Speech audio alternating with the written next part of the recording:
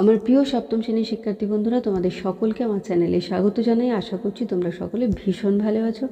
আজকে আমি তোমাদের যে সাহিত্য মেলা বইটি রয়েছে সেই বইয়ের কল্পবিজ্ঞানের যে গল্পটি রয়েছে পাগলা গণেশ, আমি সেই গল্পটি লাইন ধরে ধরে তোমাদের শব্দার্থ বলে দেবো এবং বিষয়বস্তুটা খুবই সহজ সরলভাবে বুঝিয়ে দেবো। আশা করছি তোমরা সকলে বুঝতে পারবে। ইতিমধ্যেই যারা চ্যানেলটিকে সাবস্ক্রাইব করে নিয়েছো তাদের সকলকে অসংখ্য ধন্যবাদ জানাই। আর যারা নতুন দেখছো তারাও চ্যানেলটিকে সাবস্ক্রাইব করে নিয়ে পাশে থেকো। প্রথমেই আমি আলোচনা করব লেখক পরিচিতি নিয়ে। 1935 খ্রিস্টাব্দে ব্রহ্মপুত্র নদের ধারে ময়মনসিংহে জন্মগ্রহণ করেন শীর্ষেন্দু মুখোপাধ্যায়। স্কুল শিক্ষকতা দিয়ে কর্মজীবনের সূচনা। পরে আনন্দবাজার পত্রিকার সঙ্গে যুক্ত হন।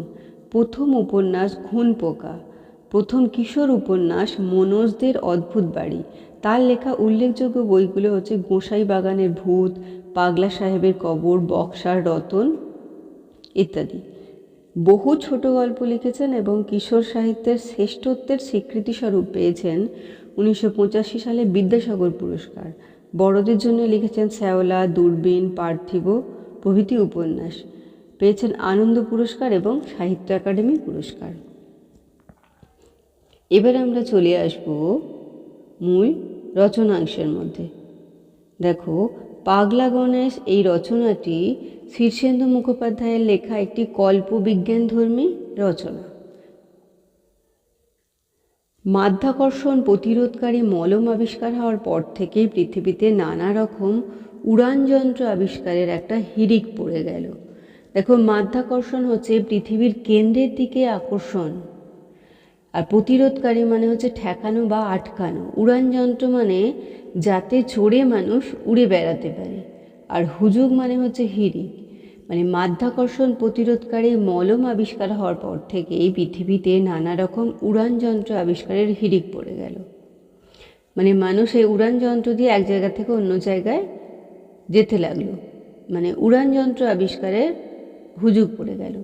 কেউ ডাইনিদের বাহন ঝান্ডাওয়ালা ঝাঁটার মতো, কেউ নারদের ঢেকির মতো, কেউ কার্পেটের মতো, কেউ কার্তিকের বাহন ময়ূরের মতো উড়ানযন্ত্র আবিষ্কার করে তাতে চড়ে বিষয়কর্মে যাতায়াত করে।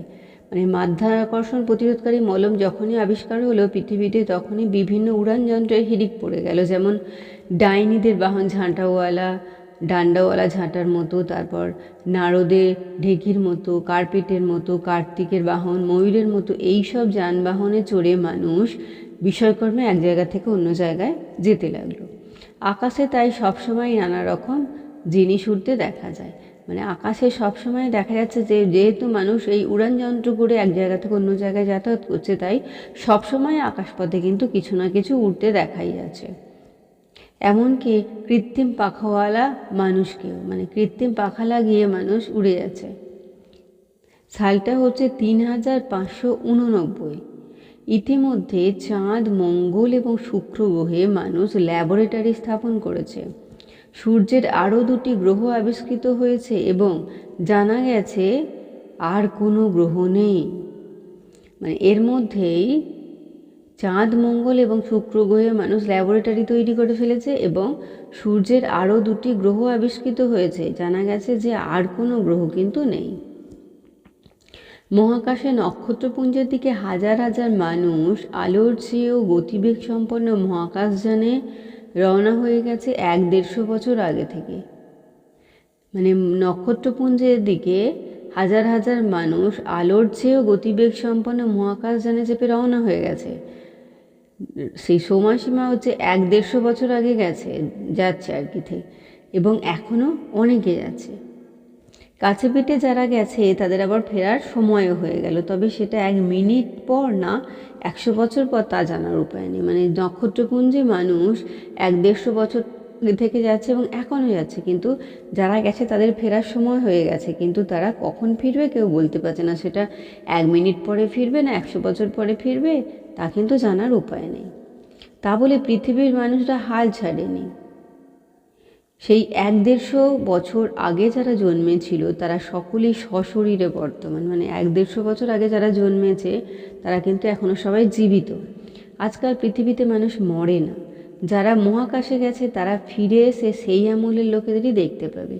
মানে যারা 100-150 আগে মহাকাশে গেছে তাদের তো ফেরার সময় গেছে, তারা ফিরে এসে সেই সময়ের মানুষজনকে কিন্তু দেখতে পাবে। তবে সব মানুষই বেঁচে আছে বলে নতুন মানুষের জন্মও আর হচ্ছে না। যেহেতু মানুষ মারা যাচ্ছে না, তাই নতুন করে মানুষ জন্মাচ্ছে না। যে মানুষগুলো রয়েছে সেই মানুষগুলোই রয়ে যাচ্ছে। মৃত্যু যেমন হচ্ছে না, জন্মও তেমনি হচ্ছে না। গত 150 বছরের মধ্যে কেউ পৃথিবীতে শিশুর কান্না শোনেনি। মানে গত 150 বছরে শিশুর কান্না শোনেনি মানে কোনো শিশু জন্মগ্রহণ করেনি।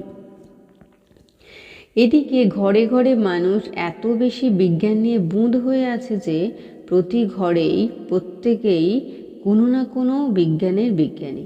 মানে প্রত্যেকটা ঘরে বিজ্ঞান গবেষণা নিয়ে মানুষ এমনভাবে বুঁদ হয়ে আছে যে প্রত্যেকটা ঘরে একটা একটা বিজ্ঞানীর জন্ম হচ্ছে। বিজ্ঞান ছাড়া অন্য কোনো চর্চাই নেই। মানে বিজ্ঞান ছাড়া অন্য বিষয়ে কোনো চর্চা নেই। কবিতা, গান, ছবি আঁকা, কথা সাহিত্য, নাটক, সিনেমা এসব নিয়ে কেউ মাথায় ঘামায় না। বলে যে ওসব অনাবশ্যক ভাবাবেগ, কোনো কাজেই লাগে না। অনাবশ্যক মানে হচ্ছে অপ্রয়োজনীয়। শুধুমাত্র প্রত্যেকটা ঘরে ঘরে বিজ্ঞানীর জন্ম হচ্ছে। গান, কবিতা, ছবি আঁকা, কথা সাহিত্য, নাটক, সিনেমা এসব নিয়ে কেউ আর মাথা ঘামায় না। বলে ওগুলো হচ্ছে অপ্রয়োজনীয়, ওগুলো সময় নষ্ট করার কোনো দরকার নেই। খামোখা সময় নষ্ট, খামোখা মানে অহেতু, মানে শুধু শুধু ওইগুলোতে সময় নষ্ট করার কোনো দরকার নেই। খেলাধুলার পাঠও চুকে গেছে। পাঠ মানে হচ্ছে প্রথা, মানে খেলাধুলার প্রথাও চলে গেছে। অলিম্পিক উঠে গেছে, বিশ্বকাপ বিলুপ্ত, আছে শুধু বিজ্ঞান আর বিজ্ঞান।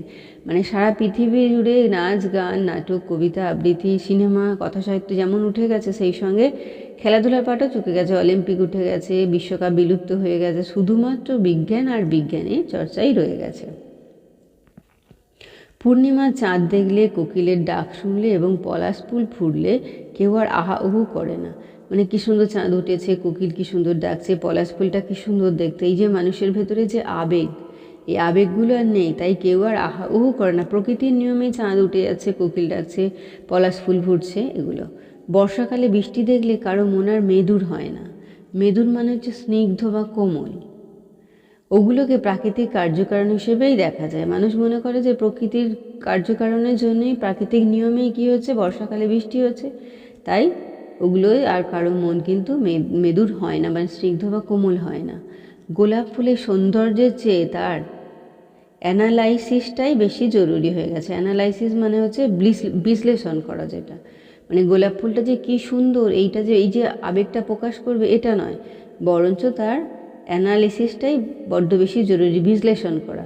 দয়া, মায়া, করুণা, ভালোবাসা ইত্যাদিও প্রয়োজন না থাকা এবং চর্চার অভাবে মানুষের মনে আর এসবের উদ্রেক হয় না। উদ্রেক হয় না মানে সঞ্চার হয় না। যেহেতু দয়া, মায়া, করুণা, ভালোবাসা এগুলোর আর মানুষ চর্চা করে না, তো তাই এগুলোর কিন্তু আর মানুষের মনে সঞ্চারই হয় না, সেগুলো আর প্রয়োজন নেই বলে আর হয় না আর কি।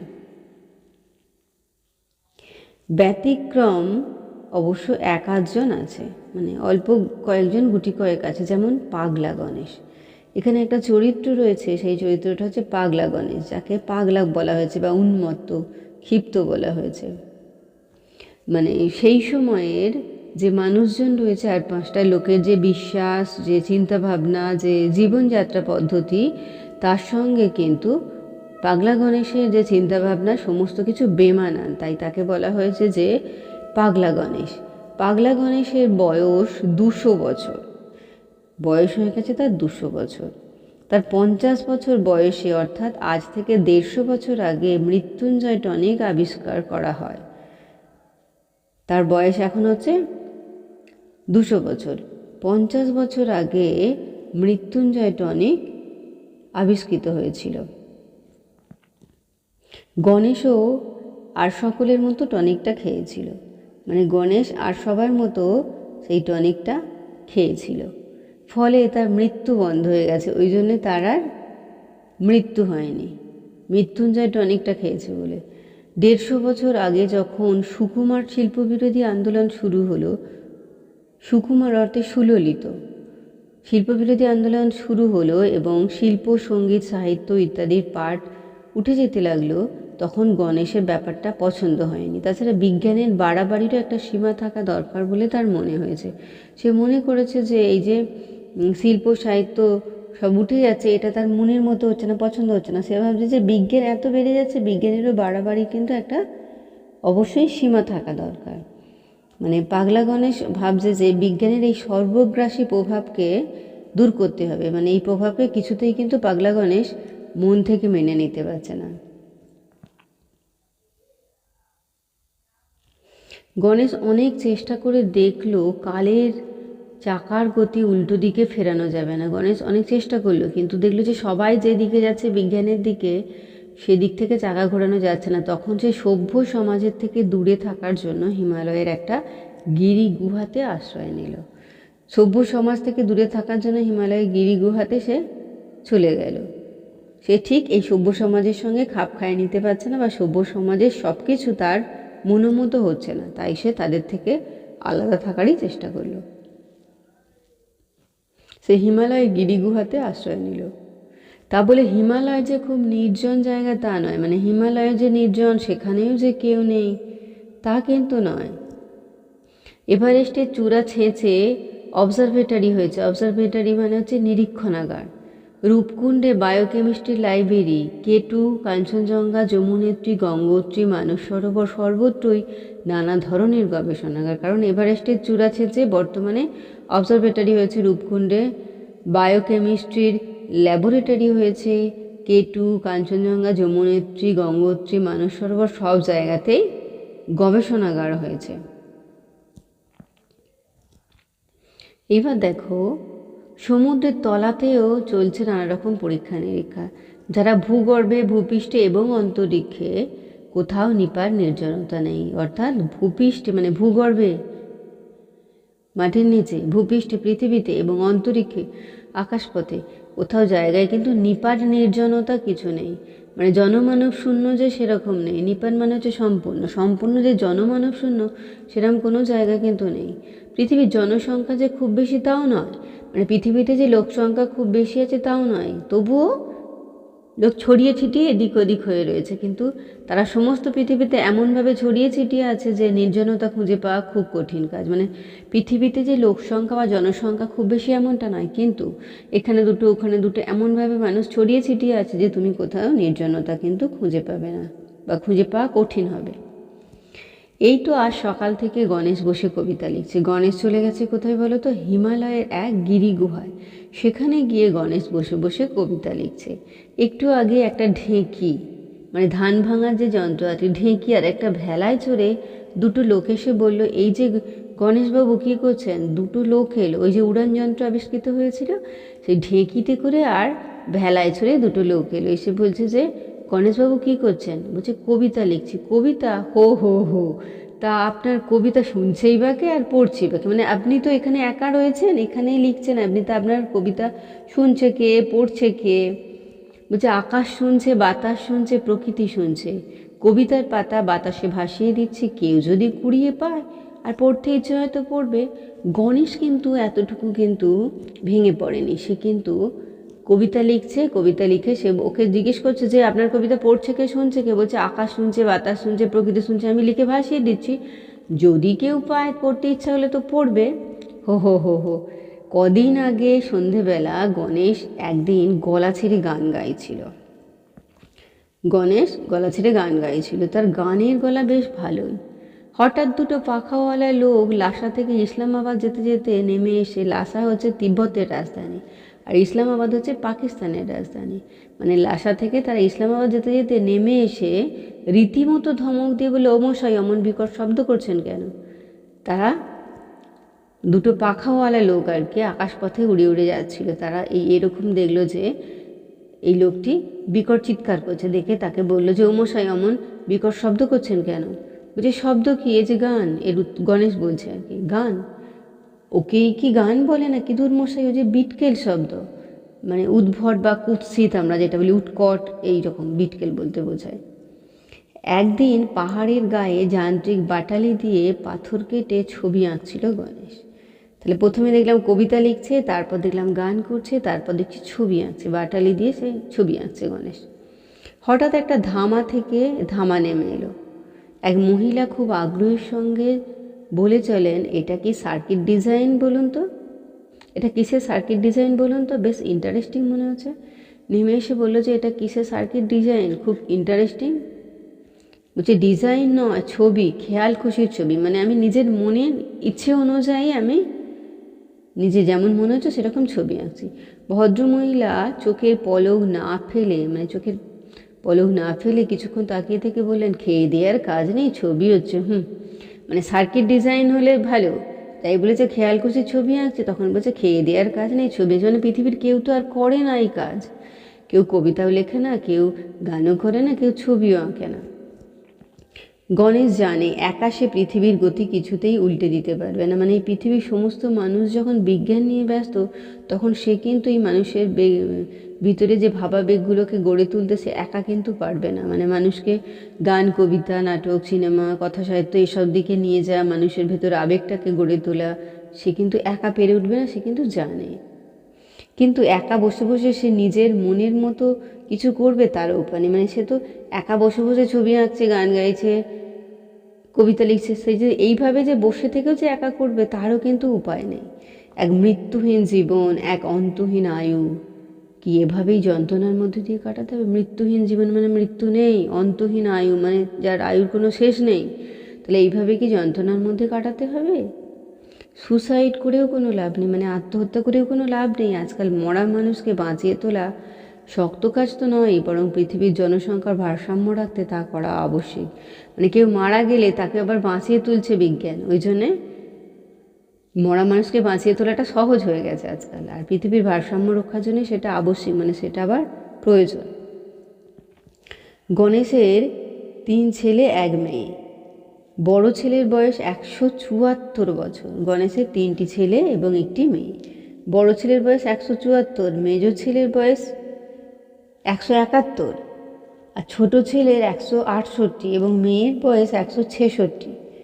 প্রত্যেকেই কৃতি বিজ্ঞানী। কৃতি মানে সফল বিজ্ঞানী। তার মানে গণেশের 3 ছেলে 1 মেয়ে, প্রত্যেকেই কিন্তু বিজ্ঞানী। তারা অবশ্য বাপের কাছে আসে না, মানে গণেশের কাছে আসে না, অন্তত গত 100 বছরে তো নয়।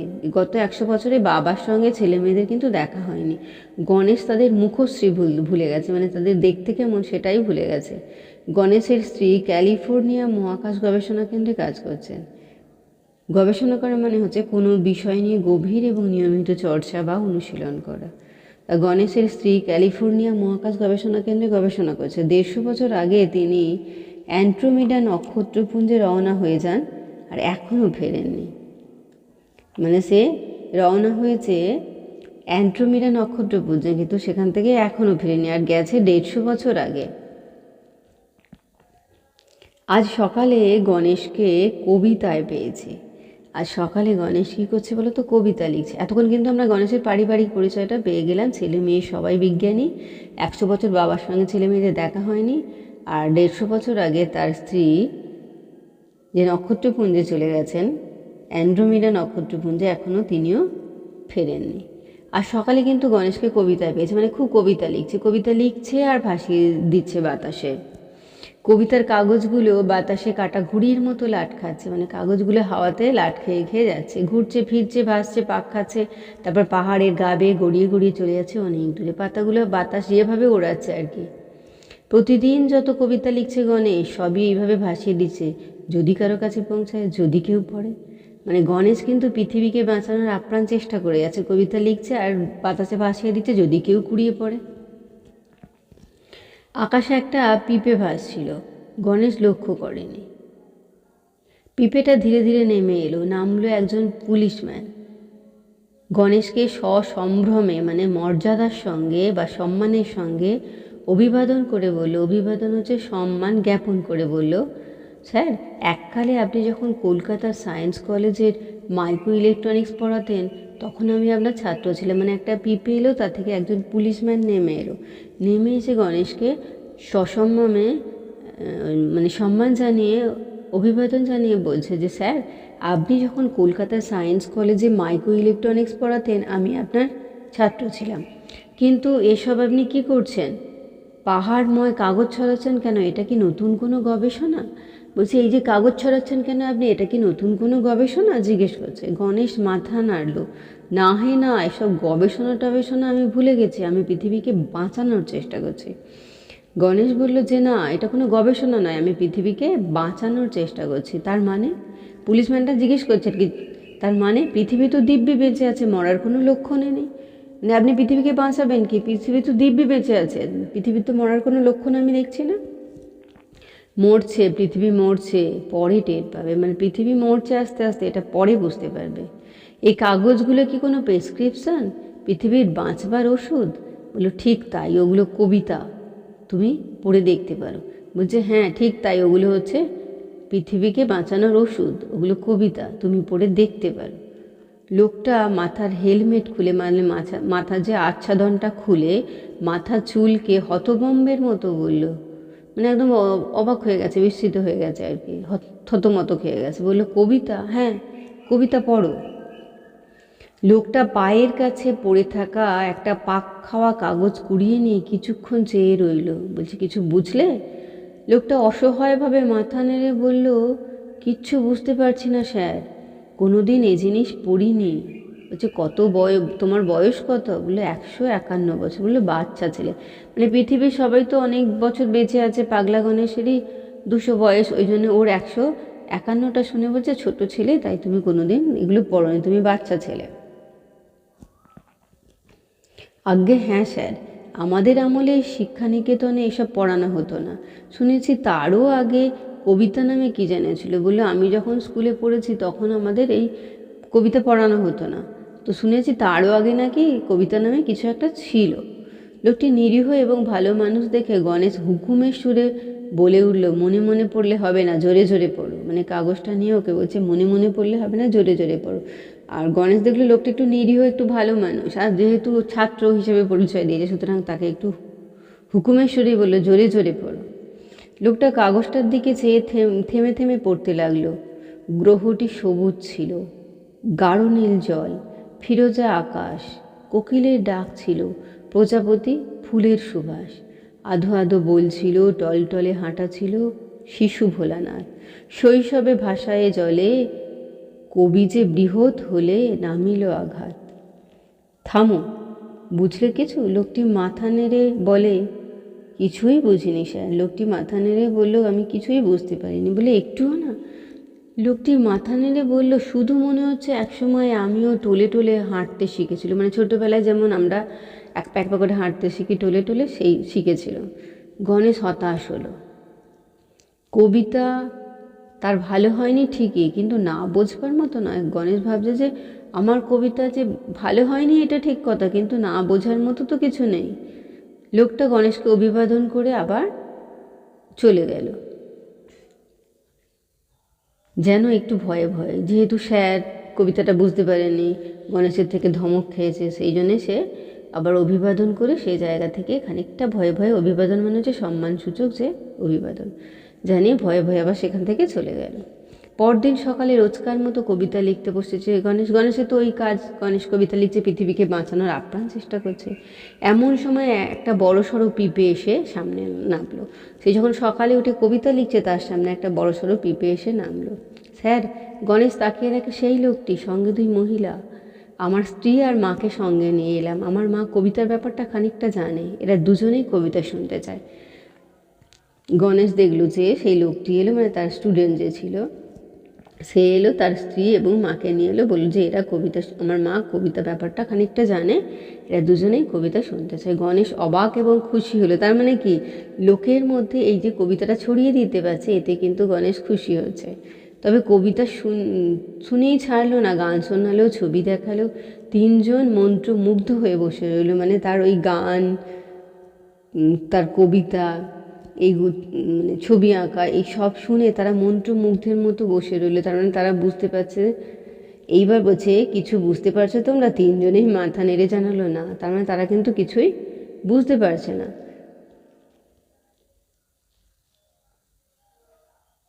এইবার দেখো, লোকটা বিনীতভাবে বলল, না বুঝলেও আমার মধ্যে কী যেন একটা হচ্ছে। মানে তারা 3 জন মন্ত্রমুগ্ধের মতো বসে আছে, মনে হতে পারে যে তারা বুঝতে পারছে, কিন্তু আদতে তারা কিন্তু বুঝতে পারছে না। কিন্তু ভিতরে ভিতরে একটা কিছু অনুরণন, কিছু একটা তৈরি হচ্ছে ওই লাইনগুলো শুনে শুনে। বলছে কী হচ্ছে ঠিক বোঝাতে পারবো না, মানে বিজ্ঞান নিয়ে মানুষ তো বুঝে গেছে, তাই আবেগগুলো তো মানুষের মন থেকে চলে গেছে, তাই সেগুলো যত শুনছে ভিতরে একটা যেন কিছু অনুরণন হচ্ছে আর কি। পরদিন লোকটা ফের এলো, সঙ্গে আরও 4জন পুলিশম্যান। এটা স্যার আমার সহকর্মী মানে একসঙ্গে কাজ করে, কবিতা গান ছবির ব্যাপারটা বুঝতে চায়। প্রথম দিন সেই লোকটা এলো, তারপর তার মাকে তার স্ত্রীকে নিয়ে এলো, পরের দিন লোকটা 4জন পুলিশম্যানকে নিয়ে এলো, বললো যে আমার সহকর্মী কবিতা গান ব্যাপারটা কি এরা একটু বুঝতে চায়। গণেশ খুব খুশি, বসো বসো। গণেশ দেখছে যে তার মানে আস্তে আস্তে পৃথিবীর লোকের ভেতর সে এইগুলো কিন্তু ছড়িয়ে দিতে পারছে। সে কিন্তু খুব খুশি, বললো ঠিক আছে বসো বসো। 5জন শ্রোতা ও দর্শক ঘণ্টা 2 ধরে গণেশের কবিতা শুনলো, গান শুনলো, ছবি দেখলো। কেউ কিন্তু ঠাট্টা বিদ্রূপ করলো না, গম্ভীর হয়ে রইল। কেউ উপহাস করলো না, কিন্তু সবাই কিন্তু গম্ভীর হয়ে রইল। প্রায় 2 ঘন্টা 5জন শ্রোতা এবং দর্শক শুনছে এবং দেখছে আর কি। ওরা গণেশের ছবি আঁকা দেখলো, গান শুনলো, কবিতা শুনলো, কেউ ঠাট্টা বিদ্রূপ করে না, গম্ভীর হয়ে রইল। পরদিন লোকটা এলো না, কিন্তু জনা 10 লোক এলো, আরও 10জন লোক এলো, পুলিশ আছে, বৈজ্ঞানিক আছে, টেকনিশিয়ান আছে। সবাই কিন্তু আস্তে আস্তে গণেশের কাছে আসছে। পরদিন আরও কিছু লোক বাড়লো, পরদিন আরও। 1 সপ্তাহ পরে রাষ্ট্রপুঞ্জের মহাসচিব তার বিমান থেকে নামলেন গণেশের ডেরায়। ডেরায় মানে হচ্ছে আস্থানায়। আপনি কি কাণ্ড করছেন, মানে আস্তে আস্তে ওর কাছে লোকজন আসতে লাগলো, বাড়তে লাগলো লোকজন আর কি। তো এক সপ্তাহ পরে রাষ্ট্রপুঞ্জের মহাসচিব তার বিমানে চড়ে নামলেন তার ডেরায়, তার আস্তানায়। আপনি কি কাণ্ড করছেন, পৃথিবী যে উচ্ছন্নে যাচ্ছে। লোকে গান গাইতে লেগেছে, কবিতা মস্কো করছে। মস্কো করা মানে হচ্ছে, মক্স করছে মানে হচ্ছে চর্চা করছে। কবিতা মক্স করছে মানে চর্চা করছে আর কি, অধ্যয়ন করছে। হিজিবিজি ছবি আঁকছে মানে লোকে গান গাইছে, কবিতা চর্চা করছে, হিজিবিজি ছবি আঁকছে। গণেশ হো হো করে হেসে বলল, যা তাহলে আর ভয় নেই, দুনিয়াটা বেঁচে যাবে। দুনিয়াটা মানে পৃথিবীটা। গণেশ তো এটাই চেয়েছিল যে পৃথিবীটাকে সে বাঁচিয়ে তুলবে। দেখো আমরা এখানে গণেশকে কিন্তু বলছি যে এই যে গণেশকে পাগলা গণেশ বলা হয়েছে। দেখো মানে সালটা হচ্ছে 3589 সালে, যখন বিজ্ঞানের যান্ত্রিকতা গ্রাস করে ফেলল পৃথিবীকে। মানুষ পেল অক্ষয় অমরতা, তার সঙ্গীত, তার শিল্প, সাহিত্য ইত্যাদি সুকুমার কলা নির্বাসিত হলো মানুষের জীবন থেকে। সেই সময় গণেশ কবিতা লেখার মধ্য দিয়ে পৃথিবীতে মানবিক বোধগুলিকে ফিরিয়ে আনতে উদ্যোগী হলেন এবং ধীরে ধীরে তা ফিরিয়েও আনলেন। সেকালের পরিপ্রেক্ষিতে গণেশকে স্বাভাবিক মনে করেনি লোকে, তাই তিনি হয়ে গিয়েছেন পাগলা গণেশ। কিন্তু যান্ত্রিক পৃথিবীতে নিঃসঙ্গ হয়েও গণেশ চালিয়ে গিয়েছেন তার কবিতা, গান, ছবি আঁকা ইত্যাদি সুকুমার কলার চর্চা। প্রকৃত অর্থে তিনি হলেন মানবতারই পৃষ্ঠপোষক। তাহলে সপ্তম শ্রেণী তোমাদের পাগলা গণেশ শীর্ষেন্দু মুখোপাধ্যায়ের লেখা এই রচনাংশটি লাইন ধরে ধরে বুঝিয়ে দিলাম। আশা করছি তোমরা সকলে বুঝতে পেরেছো। ভিডিওটি দেখার জন্য তোমাদের সকলকে অসংখ্য ধন্যবাদ জানাই। ভালো লাগলে লাইক করো, কমেন্ট করো, বন্ধুদের মধ্যে শেয়ার করো। আর আগামী দিনে নতুন নতুন ক্লাসগুলো পাওয়ার জন্য অবশ্যই চ্যানেলটিকে সাবস্ক্রাইব করে নিয়ে সাথে থেকো। আর সকলে খুব ভালো থেকো।